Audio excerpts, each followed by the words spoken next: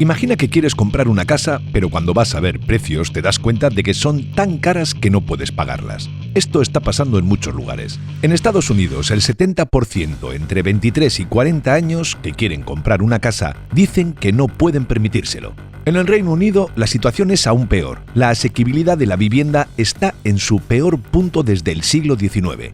En solo 2 generaciones, los precios de las casas han subido mucho más rápido que lo que la gente gana en su trabajo. Los precios se han duplicado en relación con la inflación, mientras que los salarios se han quedado atrás. Además, los bancos están cobrando más intereses cuando la gente pide una hipoteca. Las tasas hipotecarias han subido hasta el 6,7%, lo que hace que sea aún más difícil para la gente normal comprar una casa. Y si no puedes comprar una casa, tienes que alquilar. Pero los alquileres también están muy caros. Se espera que aumenten en más de un 8% este año en promedio. Y en las grandes ciudades es aún peor. Por ejemplo, en San Francisco ahora puedes pagar $1.200 al mes solo por una cama en un cuarto compartido.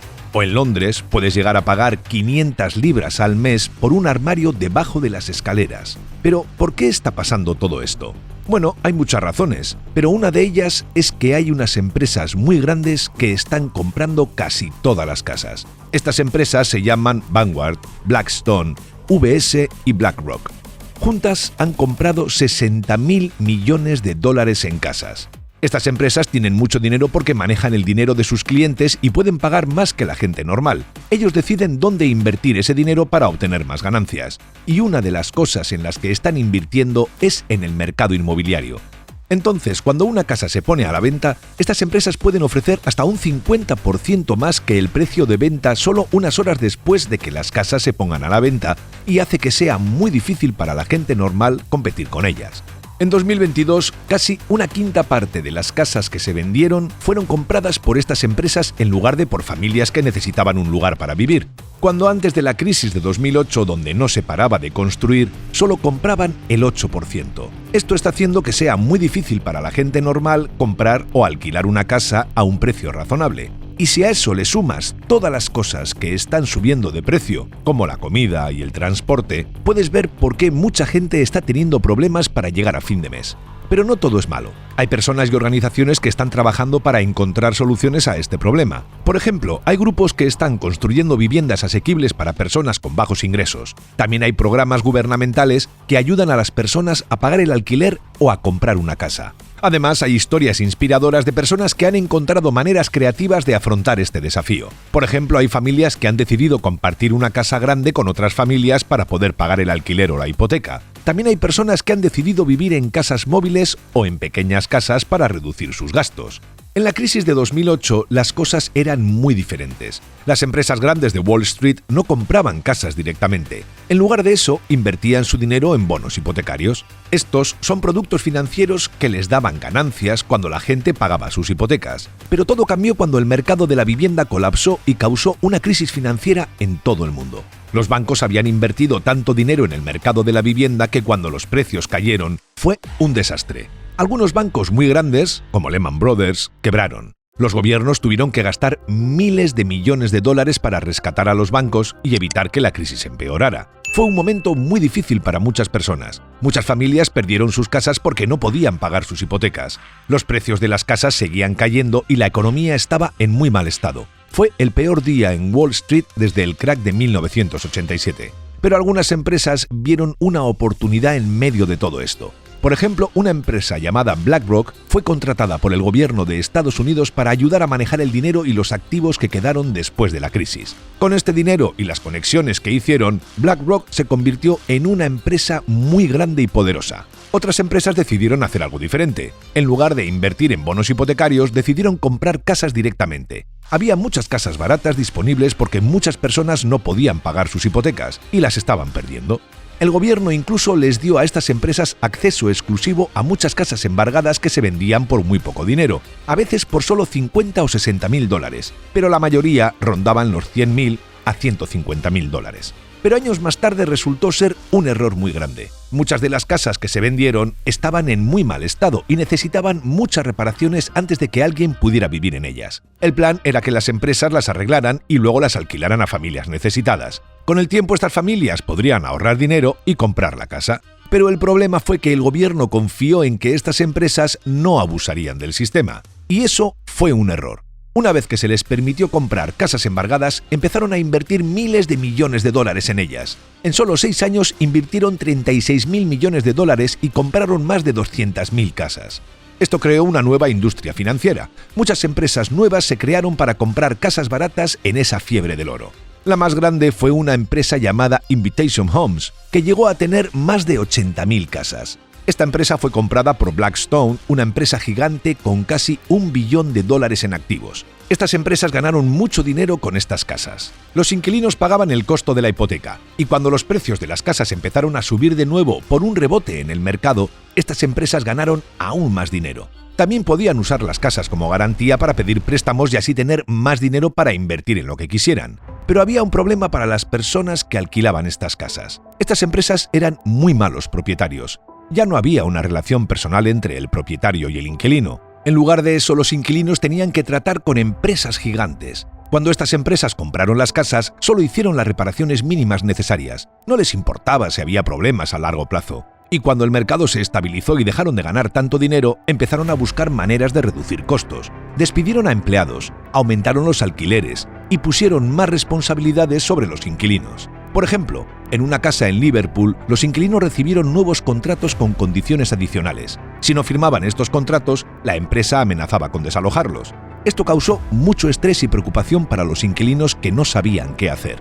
Todo esto fue un gran cambio. Antes las casas eran propiedad de personas normales, pero ahora muchas casas eran propiedad de empresas gigantes multimillonarias de Wall Street. Estas empresas solo querían ganar dinero y no les importaba el bienestar de los inquilinos. Pero el valor real de estas casas no venía solo del alquiler que pagaban los inquilinos, también venía del hecho de que estas casas se habían convertido en activos financieros. Las empresas podían usarlas para influir en el mercado inmobiliario y ganar aún más dinero.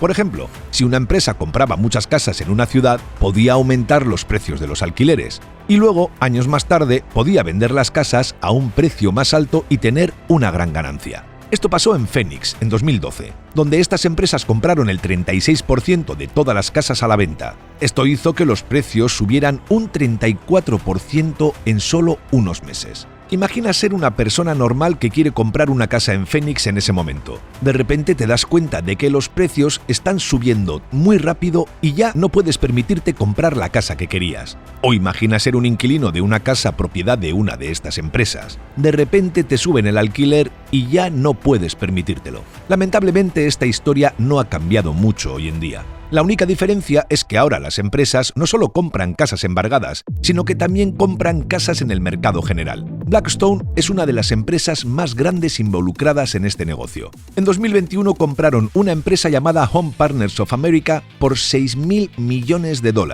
Esta empresa tenía más de 17.000 casas, pero hay otras empresas aún más grandes. Como has visto, Invitation Homes tiene más de 80.000 casas. Y si sigues el rastro del dinero y ves quiénes son los dueños de estas empresas, encontrarás nombres conocidos como Vanguard y BlackRock.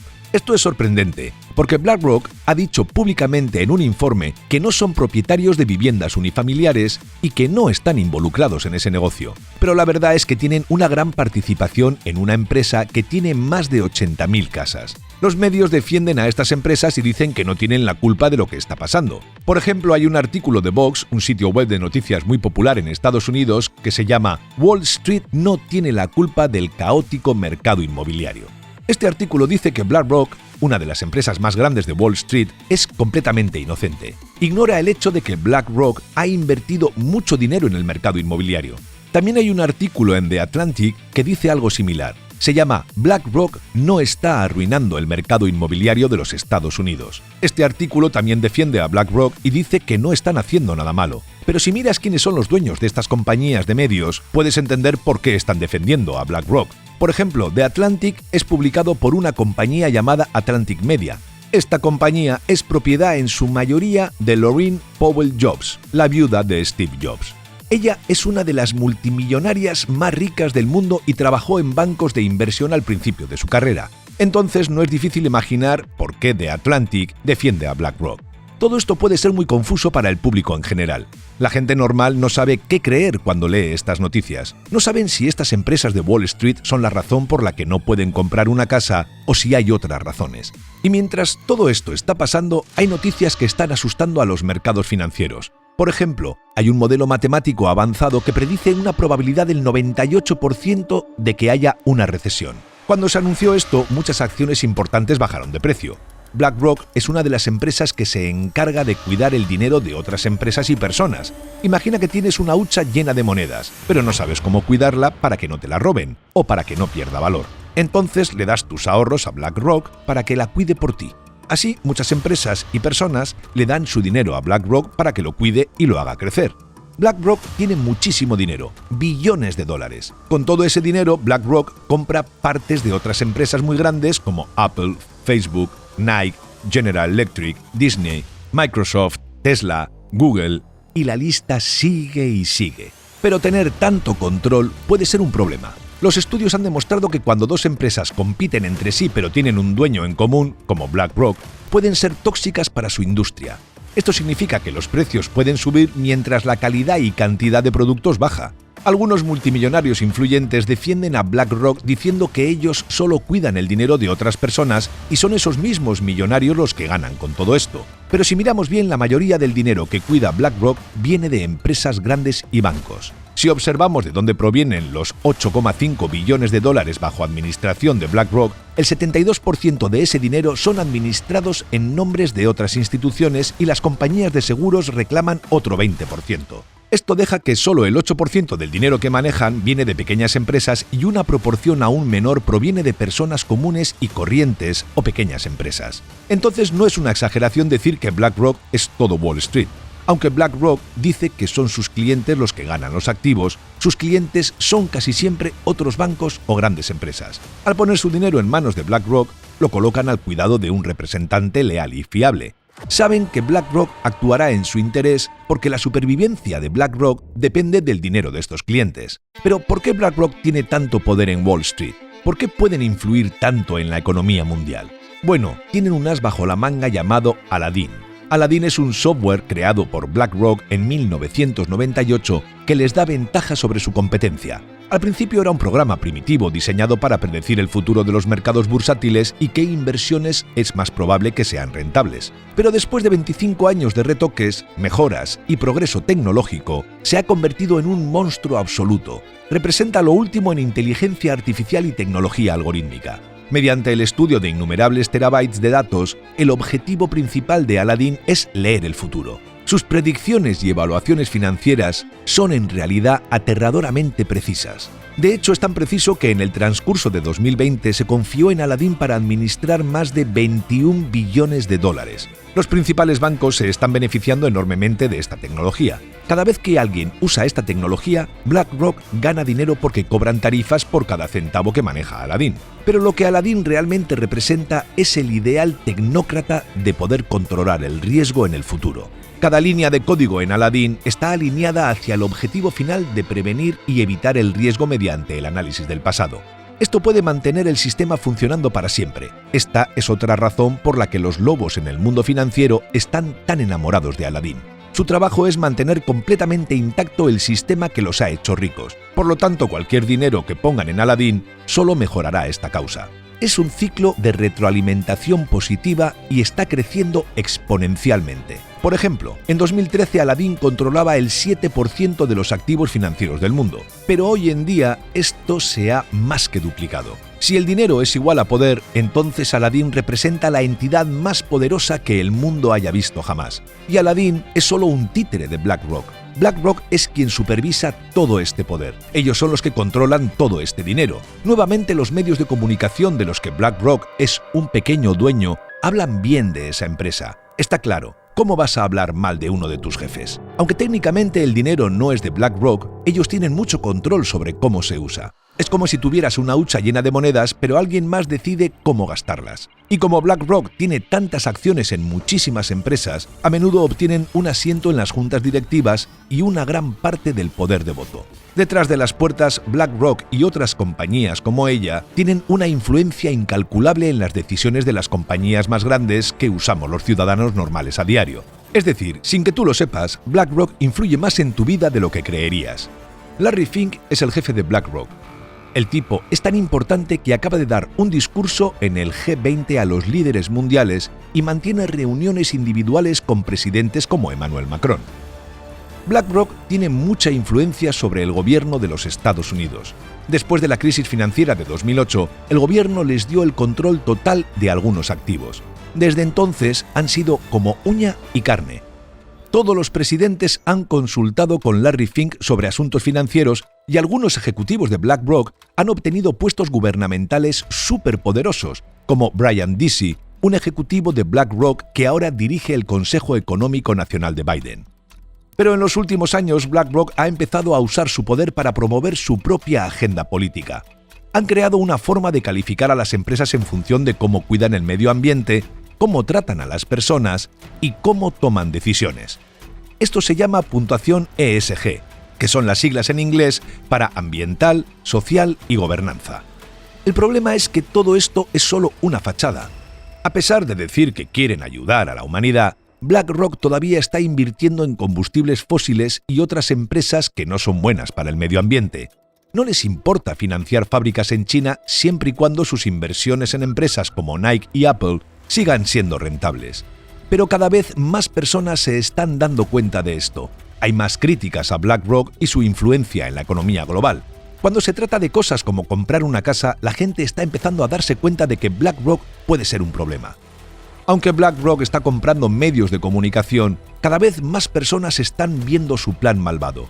Pero como una gran parte del negocio de BlackRock se basa en evitar riesgos y desastres, es probable que sigan siendo una empresa importante por mucho tiempo.